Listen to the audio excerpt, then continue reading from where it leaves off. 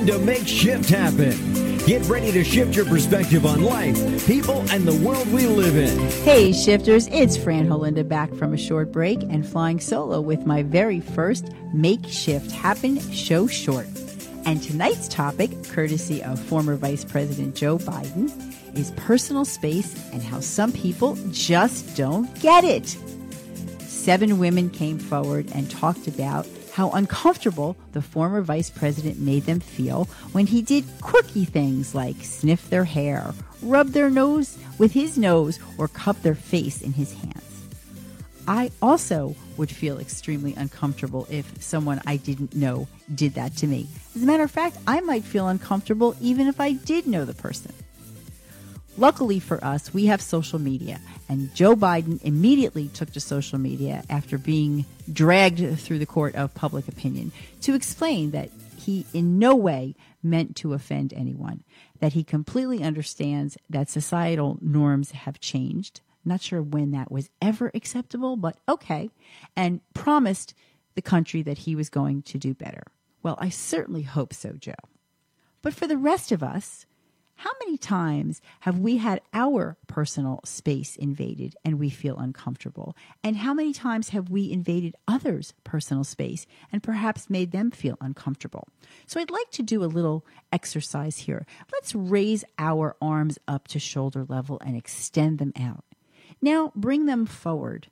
And now, if you can, bring them back. That's the invisible hula hoop, if you will, of personal space.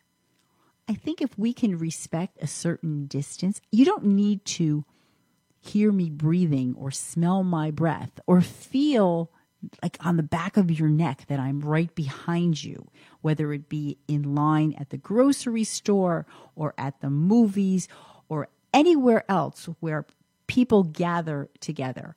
It's very uncomfortable. I know I feel very uncomfortable. I feel very stifled. I get a little claustrophobic when people are right on top of me and there's no reason to be. And I understand that there's times that, you can't help it.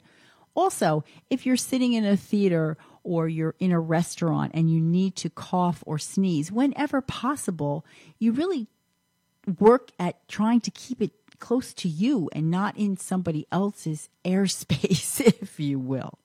These are just very simple little things, but the discussion has come to light about what is appropriate behavior. Now, in Joe's case, it involved touching. Well, I have been known to be touchy-feely as well. I think there's something nice. It's a normal reaction for me to reach out and, touch somebody's arm, or if we're laughing and having a good time, not like an arm punch, but kind of like a little arm punch. And I just wonder if those are the kinds of behaviors that I should stop, because I don't know if it makes people feel uncomfortable. And unless you really know someone well enough, there's no way to really tell. People don't necessarily say something to you at the time.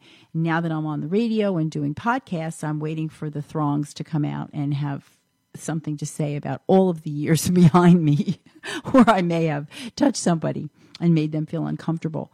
But all joking aside, in other countries, there are some very strict guidelines that people follow about what is considered personal space and what is okay to touch, and whether there's a handshake or a fist pump. I kind of like the Howie Mandel idea that you just don't really touch a lot. We can certainly smile at people. We can certainly have warm eyes. People know when you're addressing them with affection, if you will. Technology has, without question, separated us. We are not having that personal connection that we used to. Most of the time, we're barely even talking with each other. We're texting or we're emailing each other. We're not even listening to the sound of each other's voices. So it kind of makes sense that when you are with somebody, to reach out and touch them is a nice way to let them know that, yes, there is a human connection.